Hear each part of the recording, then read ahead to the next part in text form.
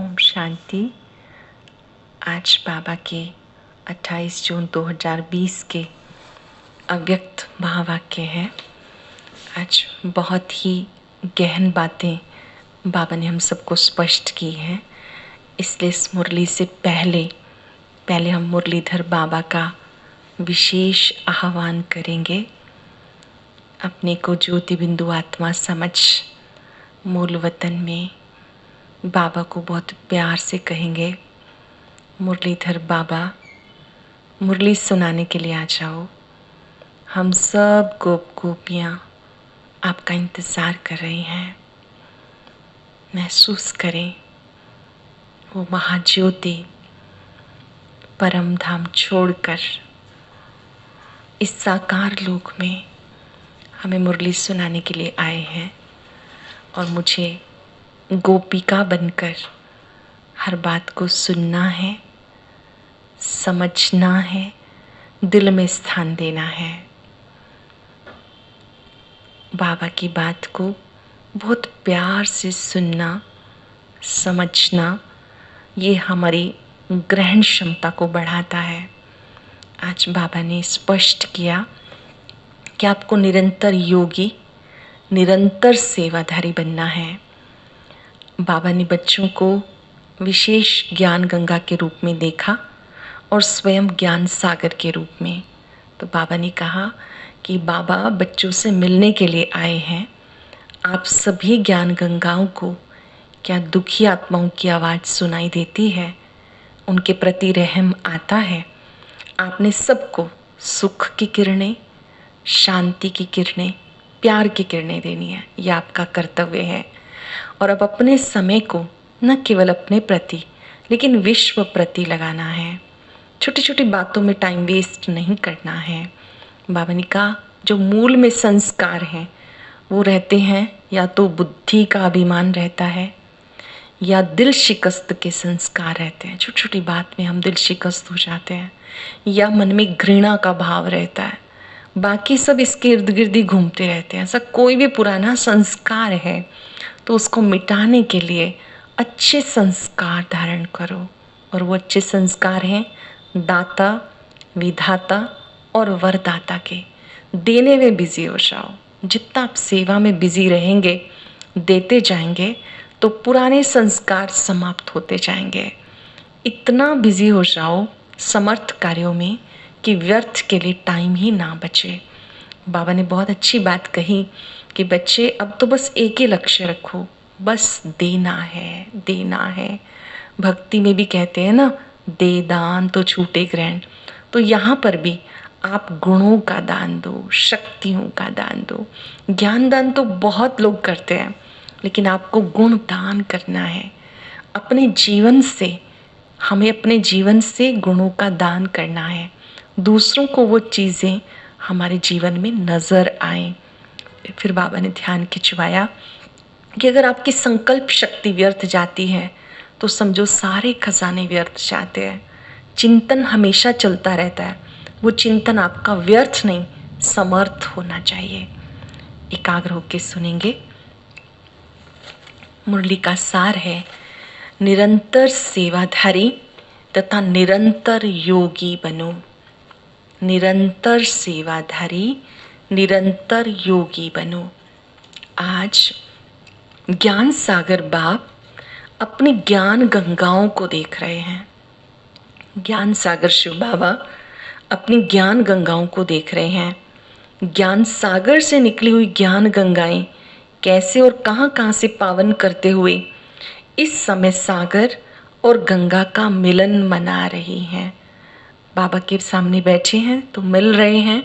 तो बाबा ने कहा कहां से सेवा करके उनको बाबा का संदेश देकर, पवित्रता का संदेश देकर आप बाबा से मिलन मना रहे हो। ये गंगा सागर का मेला है, जिस मेले में चारों ओर की गंगाएं पहुंच गई हैं। बाप दादा भी ज्ञान गंगाओं को देखकर हर्षित होते हैं। जो बाबा के बच्चे, बाबा के सहयोगी हैं इस कार्य में, तो बाबा उन्हें देखकर हर्षित होते हैं। हर एक गंगा के अंदर ये दृढ़ निश्चय और नशा है कि पतित दुनिया को, पतित आत्माओं को पावन बनाना ही है। इसी निश्चय और नशे से हर एक सेवा के क्षेत्र में आगे बढ़ते जा रहे हैं। हमें कार्य करना ही है, पावन बनाना ही है। इस निश्चय और नशे से आगे बढ़ते जा रहे हैं। मन में ये उमंग है कि जल्दी से जल्दी परिवर्तन का कार्य संपन्न हो। सभी ज्ञान गंगाएं ज्ञान सागर बाप के समान विश्व कल्याणी, वरदानी, महादानी, रहमदिल आत्माएं हैं। सबकी विशेषता बाबा ने बताई कैसी हैं। सभी ज्ञान गंगाएं विश्व कल्याण की भावना रखने वाली हैं, समस्त विश्व के प्रति कल्याण का भाव, वरदानी और महादानी, रहमदिल आत्माएं हैं। अपने जमा किए हुए खजानों को भी दान करने वाली, अपनी जमा की हुई शक्तियों से भी दूसरों को सहयोग देने वाली ऐसी महादानी रहमदिल आत्माएं हैं। इसलिए आत्माओं की दुख शांति की आवाज़ अनुभव कर आत्माओं के दुख शांति को परिवर्तन करने की सेवा तीव्र गति से करने का उमंग बढ़ता रहता है। सबके मन में एक उमंग रहता है कि हम सबके मददगार बने, उनके दुख दूर हो जाएं। दुखी आत्माओं के दिल की पुकार सुनकर रहम आता है ना। पूछ रहे हैं बाबा कि जब दुखी आत्माओं की पुकार सुनते हो आपके मन में रहम आता है, स्नेह उठता है कि सारे सुखी हो जाएं। सरल शब्दों में हमारे मन में ये निरंतर रहना चाहिए कि सभी सुखी हो जाएं। जो भी हमें मिले, जो भी हमारे संपर्क में आए, किसी के लिए भी कोई बुरी भावना नहीं, एक ही भावना, सब सुखी हो जाएं। सुख की किरणें, शांति की किरणें, शक्ति की किरणें विश्व को देने के निमित्त बने हुए हो। ध्यान रहे, ये किरणें, ये प्रकाश, ये शक्ति हमें सबको देनी है। सुख देना है, शांति की किरणें देनी है, शक्ति की किरणें देनी है। आज आदि से अब तक ज्ञान गंगाओं को सेवा कहाँ तक परिवर्तन करने के निमित्त बनी है वो देख रहे थे। अभी भी थोड़े समय में अनेक आत्माओं की सेवा करनी है।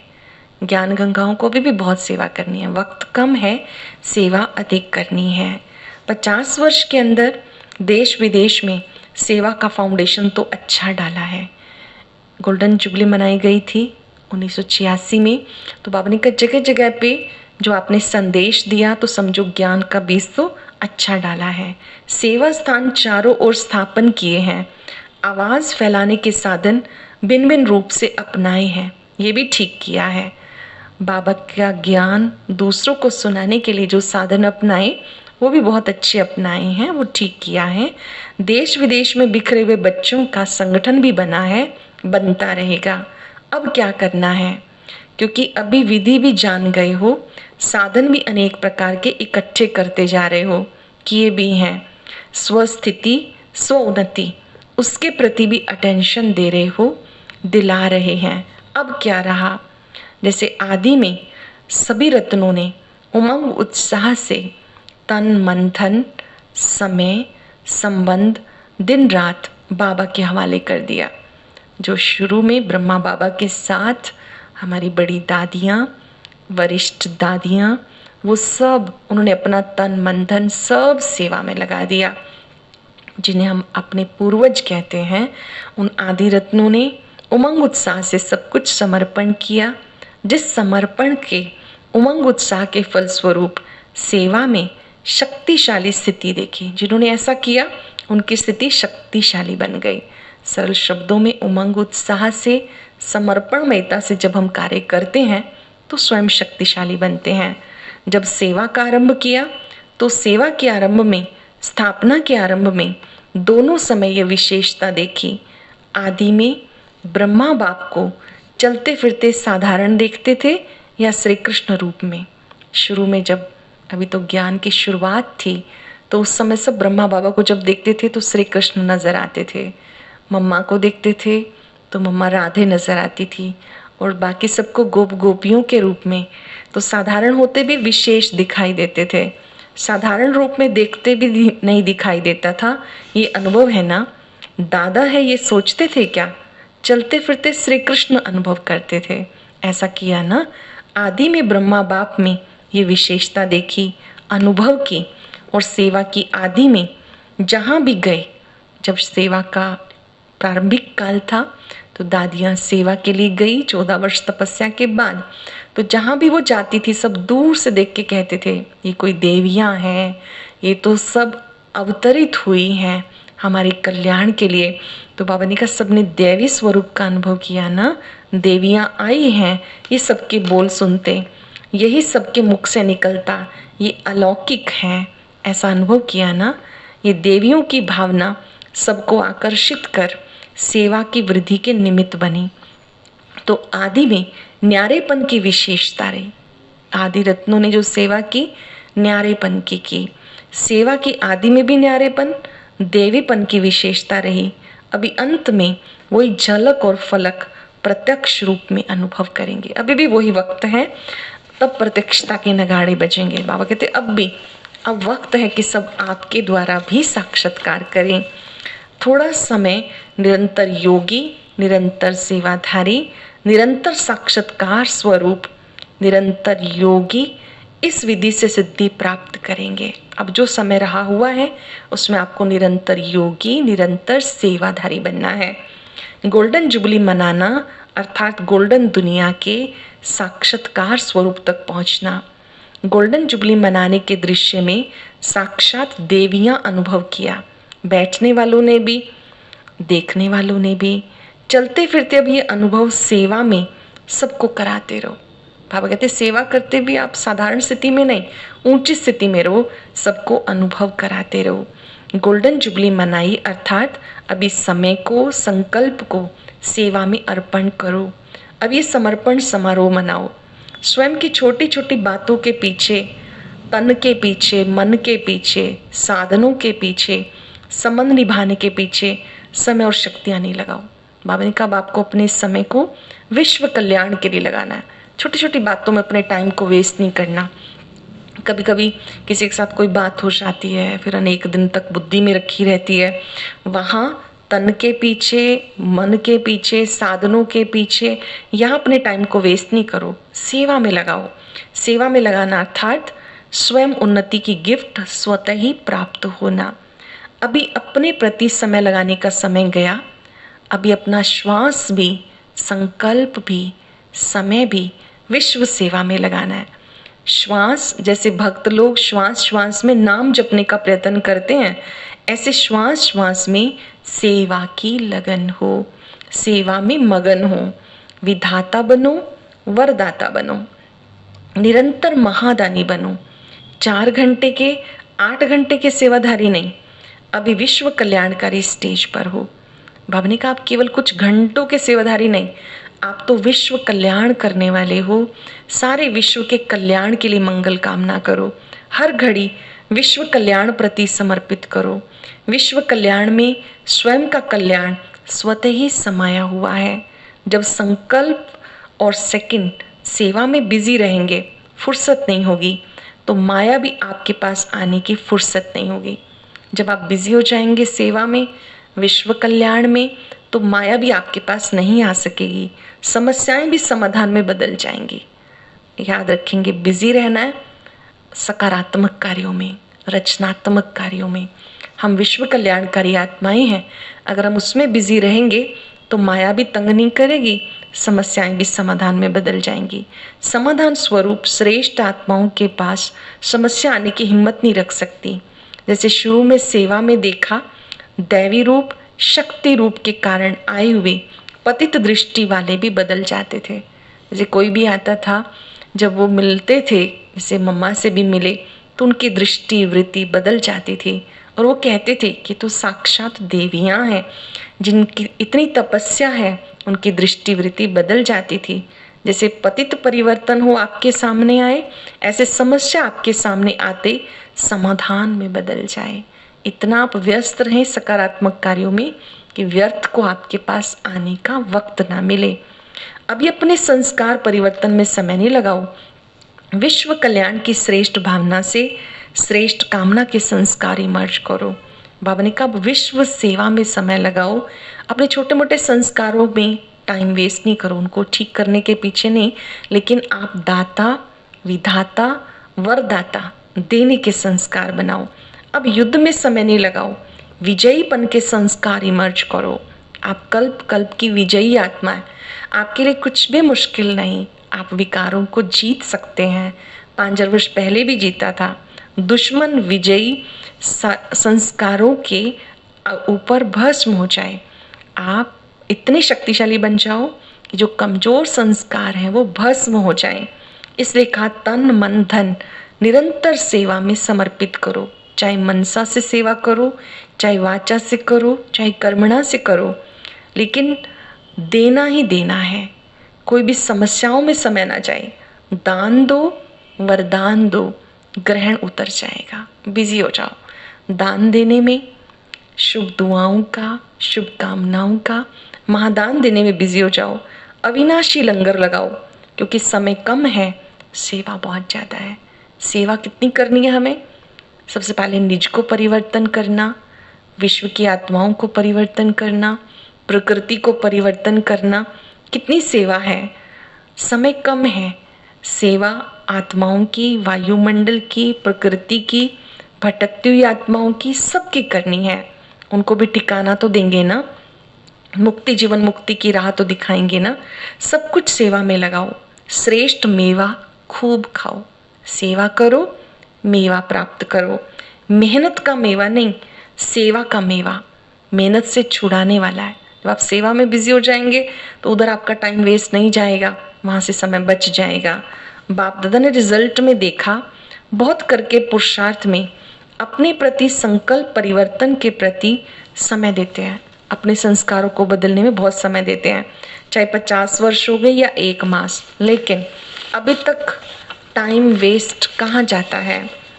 अभी तक मूल संस्कार या तो बुद्धि का अभिमान, या घृणा का संस्कार, या दिल शिकस्त होने का संस्कार। ध्यान से समझेंगे, मूल रूप से मोटे संस्कार हैं। कईयों को तो बुद्धि का अभिमान है, उनमें सीखने का भाव नहीं होता, उनको लगता है मुझे सब कुछ आता है। लेकिन बुद्धि का अभिमान व्यक्ति को गिरा देता है। बुद्धि को भी बाबा के आगे अर्पण करो। ऐसे कईयों में घृणा का संस्कार होता है, अपने को बहुत सुपीरियर सोचते हैं, दूसरों को बहुत कम समझते हैं, अंदर ही अंदर घृणा रखते हैं, उनसे डिस्टेंस बना के रखते हैं कि व्यक्ति अच्छा नहीं, इसके संस्कार अच्छे नहीं। ऐसे कईयों में दिल शिकस्त होने का, अपने को बिल्कुल लो समझेंगे, जो हैं उस स्वमान में नहीं रहेंगे। मैं कुछ नहीं कर सकता, मेरी किस्मत साथ नहीं देती है, मैं तो जब भी कार्य करता हूँ सफलता मिलती ही नहीं, आदि आदि। ये दिल शिकस्त होने के संस्कार हैं। संस्कार वही आदि से अब तक भिन्न भिन्न समय पे इमर्ज होते रहते हैं, चाहे 50 वर्ष वाले हैं, चाहे 1 वर्ष वाले हैं, बस इन्हें ठीक करने में ही लगे हुए हैं। समय प्रति समय भिन्न भिन्न समस्या बन करके आते हैं, उसमें समय बहुत लगाया। अब सर्विस में परिवर्तन लाओ, अब शक्तिशाली संस्कार बनाओ, अब अपने शक्तिशाली संस्कार इमर्ज करो। दाता, विधाता और वरदाता, ये महान संस्कार कमजोर संस्कारों को परिवर्तन कर देंगे। बस देना है, स्वयं भी शक्तिशाली योग करके अनेक आत्माओं को सहयोग देना। ये महान संस्कार इमर्ज करो। अभी संस्कारों को मारने में समय नहीं लगाओ, सेवा के फल से, सेवा की शक्ति से स्वतः ही मर जाएंगे। आप सेवा में बिजी हो जाएंगे, सेवा का मेवा प्राप्त होगा। जैसे आप अच्छे कार्य में बिजी हो जाएंगे तो जो आपके पुराने संस्कार तंग कर रहे हैं वो ठीक हो जाएंगे। वैसे अनुभव भी है, अच्छी स्थिति से जब सेवा में बिजी रहते हैं तो सेवा की खुशी से उस समय समस्याएं स्वतः ही दब जाती हैं, क्योंकि समस्याओं को सोचने की फुर्सत ही नहीं। हर सेकंड, हर संकल्प सेवा में बिजी रहेंगे तो समस्याओं का लंगर उठ जाएगा। आप जब इस तरह से बिजी रहेंगे तो समस्याओं का लंगर उठ जाएगा, किनारा हो जाएगा। आप औरों को रास्ता दिखाने के, बाप का खजाना देने के निमित्त सहारा बनो तो कमजोरियों का किनारा स्वतः ही हो जाएगा। जब आप दूसरों को सहयोग देने लग जाएंगे, उनका सहारा बनेंगे तो कमजोरियों से किनारा हो जाएगा। समझा क्या करना है? अब बेहद का सोचो, बेहद कार्य का सोचो। बेहद मतलब अपनी बुद्धि को पूरे विश्व परिवार के बारे में सोचो। केवल 2-4 के द्वारा रचे हुए परिवार में हम बिजी रहते हैं, केवल उनके बारे में ही सोचते रहते हैं। अगर आप विश्व के बारे में सोचेंगे तो उसमें परिवार का कल्याण तो हो ही जाता है। अब बेहद का सोचो, बेहद के कार्य को सोचो, चाहे दृष्टि से दो, चाहे वृत्ति से दो, चाहे वाणी से दो, चाहे संग से दो, चाहे वाइब्रेशन से दो, देना ही है। मन से सोच लेंगे हम अपनी दृष्टि के द्वारा क्या देना होता है।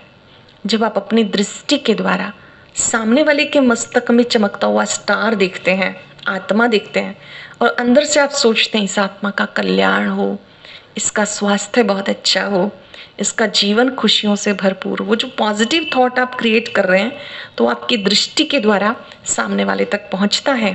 तो चाहे दृष्टि से दो, चाहे वृत्ति से दो, चाहे मुख से बोल के दो, चाहे अपने अच्छे संग से दो या अच्छे वाइब्रेशन से। कई बार हम बोलते हैं ना, लेकिन मन में अच्छे थॉट क्रिएट कर रहे हैं तो उससे भी वातावरण अच्छा बनता है, वाइब्रेशन अच्छे बनते हैं। देना ही है। वैसे भी भक्ति में नियम होता है, कोई भी वस्तु की कमी होती है तो कहते हैं दान करो। दान करने से देना लेना हो जाता है। जब आप देते जाते हैं तो कई गुना होके आपको प्राप्त होता है। समझा क्या करना है? सिर्फ मना लिया ये नहीं, लेकिन अब दूसरों को देना है। अच्छी रीति समझो, दूसरों को देना ही लेना है। अच्छा, सदा विश्व कल्याणकारी, समर्थ रहने वाले, वरदानी, महादानी स्थिति में रहने वाले, सब समस्याओं को औरों के प्रति समाधान स्वरूप बन सहज समाप्त करने वाले, सेवा में समर्पण करने वाले, रियल गोल्ड होने वाली, मोल्ड होने वाली आत्माओं को बाप दादा का याद, प्यार और नमस्ते। रूहानी बच्चों की रूहानी बाप दादा को नमस्ते, गुड मॉर्निंग, शुक्रिया बाबा, शुक्रिया। अब आज के महावाक्यों में आपको कुछ कुछ चीज़ें बहुत बड़ी बड़ी लग रही होंगी कि हम कैसे कर सकते हैं। हम सब तो परिवार में रहते हैं, परिवार में रहते भी हम अपनी दृष्टि बेहद की रख सकते हैं। परिवार वालों को देखते हुए अगर आप ये अभ्यास करते हैं कि बाबा के बच्चे हैं, बाबा का परिवार है, जिस भी वस्तु को देखें अंदर में समझें बाबा की दी हुई गिफ्ट है, तो बुद्धि हमारी बेहद में जाएगी। परिवार को भी देखकर सोचें कि बाबा का परिवार है, बाबा का घर है, बाबा के बच्चे हैं, तो विश्व परिवार की आत्माएं भी आपको अपने आप बुद्धि में इमर्ज होने लगेंगी। क्योंकि देखा जाए तो शरीर तो हम लेते और छोड़ते रहते हैं, आत्मा तो अविनाशी है और विश्व की सब आत्माएं शिव बाबा के बच्चे हैं।